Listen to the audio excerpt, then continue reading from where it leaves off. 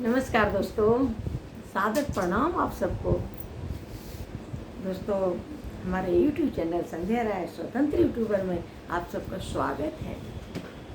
दोस्तों, मैं फिर एक स्टोरी कहने आप लोग से जा रही हूँ।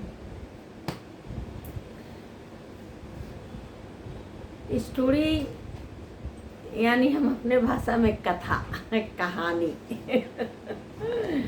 दोस्तों, एक निखिल और शालिनी पति पत्नी थे। निखिल शालिनी पति पत्नी थे। उनकी एक बेटी थी। बेटी बहुत सुंदर, बहुत अच्छी थी। तो जब निखिल सर्विस करके मतलब उसका पगार मिला, नौकरी करता था, उसका पगार मिला और बहुत अच्छा अपने ऑफिस में काम किया था। उसको इनाम भी मिला। बहुत खुश था। पैसे लेकर घर आया तो अपने बीबी से और अपनी बेटी से बोल रहा कि आप सारी जल्दी से तैयार हो जाओ, आज हम तुम लोग को बाहर घुमाने को ले चलेंगे, जो जो सामान तुम लोग कहोगे वही खरीदेंगे। बच्ची बहुत खुश हो गई। बीबी तैयार हुई, सब तैयार होके मियाँ बीबी बेटी गए घूमने। वहाँ गए, सब सामान वामान खरीद कर खा पी के खूब मजे हंसते खेलते आ रहे हैं। तब तक उनका रोड एक्सीडेंट हो गया। रोड एक्सीडेंट हुआ तो निखिल और शालिनी तो उसी टाइम ऑन द स्पॉट खत्म हो गए।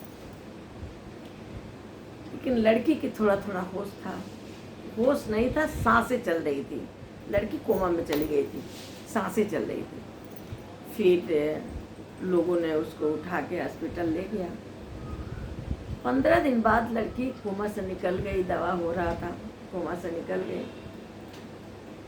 तो धीरे धीरे उसको होश आया। तो होश आया लेकिन उसका दिमागी हालत ठीक नहीं था। तो लगी चीखने चिल्लाने। उसका आँख खोला, वहाँ एक बुढ़िया पाई। तो चिल्लाने लगी कि मेरे मम्मी पापा कहाँ आए, मेरे मम्मी पापा कहाँ आए। दिमागी हालत उसका ठीक नहीं था। फिर वो बुढ़िया ने बोला कि बेटा तुम मेरे घर चलोगी। फिर डॉक्टर से परमिशन लेके ज़बरदस्ती लेके बुढ़िया चली गई।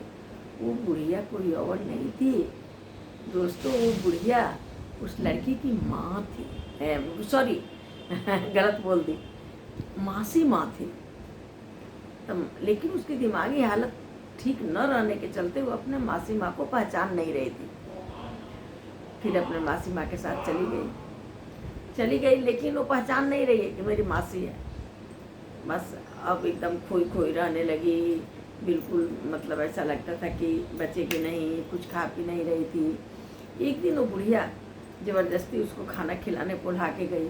तब बुढ़िया को इतनी तेज चाटा मारी, लगी चिल्लाने। पूरा घर मतलब अपने सीट पर रख लिया, ऐसी चिल्लाई।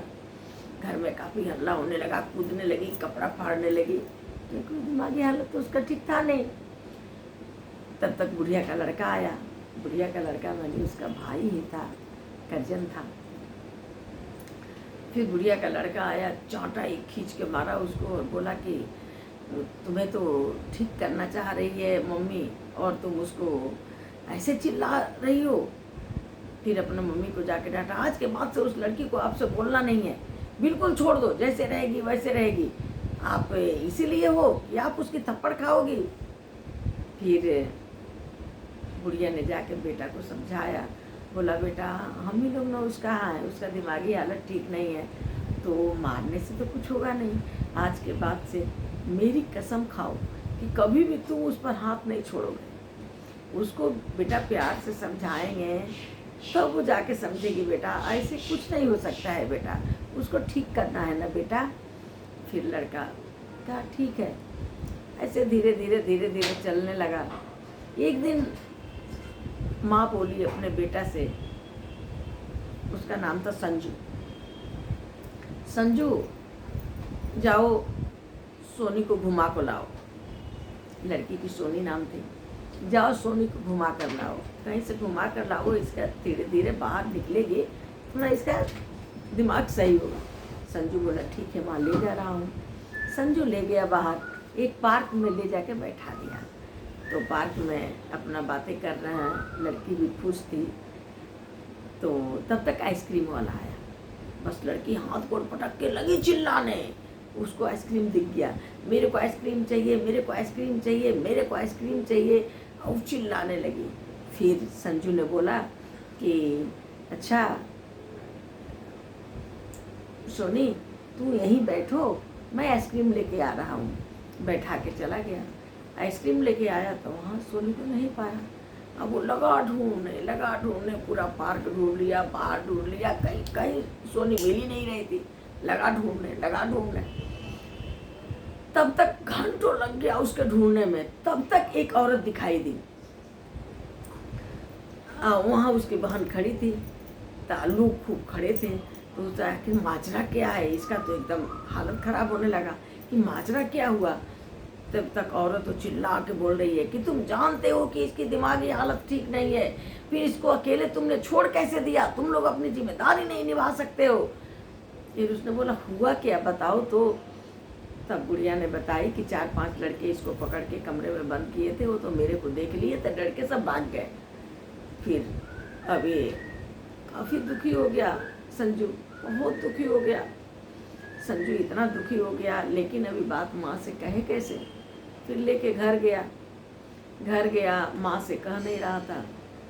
तो एक दिन माँ उसकी नहीं थी, अचानक सोनी बीमार हो गई, वो बेहोश हो गई। फिर लेके डॉक्टर के यहाँ ले गया, क्योंकि माँ थी नहीं इसलिए इसको ले जाना पड़ा। फिर डॉक्टर के यहाँ ले गया, डॉक्टर के यहाँ लेडी डॉक्टर के यहाँ ले गया। लेडी डॉक्टर ने इसको देखा, फिर बाहर से बुलाई, आवाज़ दी, तो गया संजू गया।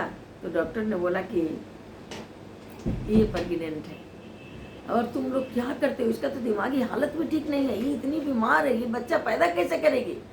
और इसके साथ मतलब बहुत गलत हुआ है, 5-5 लोग इसके साथ थे। तो अब तो बिल्कुल घबरा गया कि अब क्या करेंगे। फिर अपना आँखों में आंसू भर के, उसका तो दिमागी हालत ठीक नहीं था, आंखों में आंसू भर के लेके घर आया। अब माँ से शर्म के मारे ये बात कह नहीं रहा था कि मैं कैसे बताऊं माँ से। फिर एक रोज की बात है, ऐसे घूमने फिरने लगे। तब तक माँ ने फिर एक दिन बोला कि संजू तुम सोनी को कहीं से घुमा के लाओ। कहा ठीक है माँ, ले जा रहा हूँ। ले गया संजू, फिर अपने बहन को घुमाने को ले गया। और तब तक उसको रोड एक्सीडेंट हो गया। फिर दोबारा भाई बहन को रोड एक्सीडेंट हो जा रहा। जब रोड एक्सीडेंट हुआ तब तो सोनी बिल्कुल सब बातें उनको याद आ गई उस एक्सीडेंट में। फिर दोनों को दावा हुआ, ठीक ठाक हो गए। अब संजू कहने लगा अपने माँ से, सोनी को जल्दी से जल्दी शादी करो। तो उसकी माँ कहती कि क्यों करें, मेरी लाडली बिटिया, मैं इसको बहुत अच्छा लड़का तलाश करूँगी, कोई मेरे को अच्छा लड़का तलाशने से मिलेगा तभी तो मैं शादी करूँगी। फिर दूसरे दिन उसकी माँ सोची कि आखिर इतना जोर दे के संजू क्यों कह रहा है कि सोनी के तुम जल्दी शादी करो। फिर वो लगी अपने बेटा से पूछने, संजू से पूछने लगी कि बेटा सही से बताओ क्या है तुम्हारे दिमाग में चल क्या रहा है। फिर बेटा ने आंखों में आंसू लिए बड़े दुख के साथ अपने माँ से ये सब कहानी बताया। अब माँ भी इसकी रोने लगी कि मासी माँ थी, लेकिन माँ से भी ज़्यादा इसको प्यार करती थी सोनी को। फिर एक दिन ये राय ली कि मैं इसको अचानक ले जाके भर्ती करेंगे और इससे न बता के डॉक्टर से ऑपरेशन करा के ख़त्म करा देंगे। फिर ले गई, डॉक्टर से सारा बात बताई कि ऐसे ऐसे हादसा हुआ। डॉक्टर भी साथ दी और इसका ऑपरेशन करके सब ख़त्म कर दिया। उसके बाद जब इसको होश आया सोनी को, बोली मासी माँ मेरे को क्या हुआ था। तो ये बोली कि बेटा कुछ नहीं हुआ था, तुम कुछ खाती पीती हो नहीं, कमजोरी से तुम्हें चक्कर आया, इसलिए हम लोग लाके भर्ती किए थे। लाके फिर इसको घर लेके आ गई। घर लेके आ गए, धीरे धीरे सोनी बिल्कुल ठीक हो गई, सब हंसी खुशी रहने लगे। सोनी को तो कुछ पता नहीं था कि हमारे साथ हुआ क्या है, क्योंकि वो तो दिमागी हालत ठीक नहीं था, इसमें गलत सही कुछ भी वो समझ नहीं रही थी। उसको तो कुछ पता नहीं था। फिर मासी माँ ने अब लड़का तलाशने लगे लोग, तब तक एक औरत आई, अब बोली कि मेरा भाई है और बहुत अच्छा है, और वो खुद चाह रहा सोनी से शादी करना, क्योंकि उन सबको तो ये सब पता नहीं था। और सोनी बहुत सुंदर थी, बहुत सुंदर थी। सोनी जा रही थी हॉस्पिटल मासी माँ के साथ, वो लड़का देख लिया था। उसकी सुंदरता देखकर वो पागल हो गया था कि नहीं, मैं उसी लड़की से शादी करूँगा। ठीक है, तो और खुश हो गई कि इतने रजवाड़ा घर से रिश्ता आ गया, मेरी बेटी रजवाड़े घर में चली जाएगी। फिर खुशी खुशी सारे अपना शादी की तैयारियां होने लगी, घर में खूब किलकारियां मचने लगी। शादी तैयारियां हो गई, शादी भी हो गई, सब बड़ी खुशी से रहने लगे। 2 महीने बाद फोन आ रहा संजू के माँ के पास, यानी सोनी के मासी माँ के पास फोन आया तो फोन सुनते ही मासी माँ बेहोश होकर गिर गई। तब तक संजू गया, जल्दी से उठाया, फिर होश आया, पानी के छींटा मारा, होश आया। फिर माँ क्या हुआ था, फिर माँ को सोफे पर बैठाया, माँ ने सोफे पर बैठ के फिर संजू को सारी बातें बताई। अब दोनों एकदम बिल्कुल वो हो गए कि संजू पुरानी कहानी सारा वो लोग जान गए हैं, अब तुम्हारे बहन को घर से निकाल दिए हैं। फिर ये माँ बेटा दोनों गए, जाके लोगों को समझाए, बोले ऐसी ऐसी बात थी, सारा मतलब बात खुल गया, सब सच्ची बताए। तब तक वहाँ एक औरत निकली, तो वो औरत वही थी जो इनको डांट के तो उस लड़की को बचाई थी। वो औरत का वो भतीजा था, बहन ने लगाई थी, बहन को कुछ पता नहीं था। तब तक वो बुआ ने बोला कि तुम्हारे मेरे ही घर काले करने को पड़े थे, मेरे ही भतीजा तुम्हें दिखा था। फिर बुआ को पैर लोग पकड़ लिए, लेकिन बुआ काहे को, माँ ने खूब चिल्ला रही थी, पहले से ही सब कुछ बता देती। फिर लोग कहे कि जल्दी निकलो यहाँ से, अपनी बेटी लेके भगो यहाँ से। तब तक सोनी का तो बिल्कुल होश नहीं था, सोनी भी बातें सब जान गई। उसके बाद सोनी फिर हिम्मत करके एक बार अपने पति के यहाँ गई, पति से बोली कि मैं तो कुछ जानती नहीं थी, मेरे को तो कुछ पता नहीं है, मेरा दिमागी हालत भी ठीक नहीं था, मेरे को कुछ पता नहीं। अगर मेरे को पता होता तो मैं डायरेक्ट आपसे सारी बात बताती, आप शादी करते या ना करते, उसके बाद जो होता देखा जाता, लेकिन मैं बता कर करती, ऐसे आप लोग से शादी नहीं करती। लेकिन जो चीज़ मैं अनभिज्ञ हूँ, जानती ही नहीं हूँ, तो मैं क्या कर सकती हूँ। पति ने चिल्लाया, बिल्कुल मेरे नजरों से ओझल हो जा, जल्दी भग जा। लास्ट में थक के घर में बुआ अलग चिल्ला रही है, माँ अलग चिल्ला रही है। फिर थक हार के वो मासी माँ भाई उसका लेके उसको चलने लगे। तब तक आवाज आई, रुक जाओ।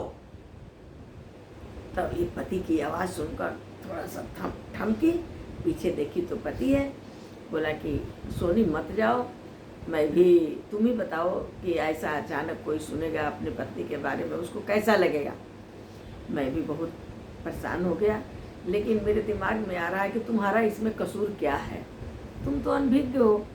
चलो ठीक है, कोई बात नहीं, अब हम लोग, तुम मत जाओ, आओ हम लोग पुरानी बातें सब भूल के फिर शुरुआत अपनी ज़िंदगी करेंगे। फिर वो गई अपने पति के पास, ये अपना मासी माँ और भाई खुशी खुशी अपने घर आ गए। अब सब बड़ी खुश से रहने लगे। फिर बुआ के पास गए दोनों, बुआ से माफ़ी मांगी, बुआ से भी बोले कि बुआ इसकी दोस्त क्या है, ऐसी ऐसी बात है, आपको भी पता है। तब बुआ ने बोला कि ठीक है, तुम लोग, हमारी आशीर्वाद हमेशा तुम लोग को साथ है, तुम लोग अच्छे से रहो। फिर दोनों बड़ी खुश से रहने लगे। उनके घर में किलकारियाँ गूंजने लगी, कथा गया वन में, सोचिए अपना मन में। Bye bye.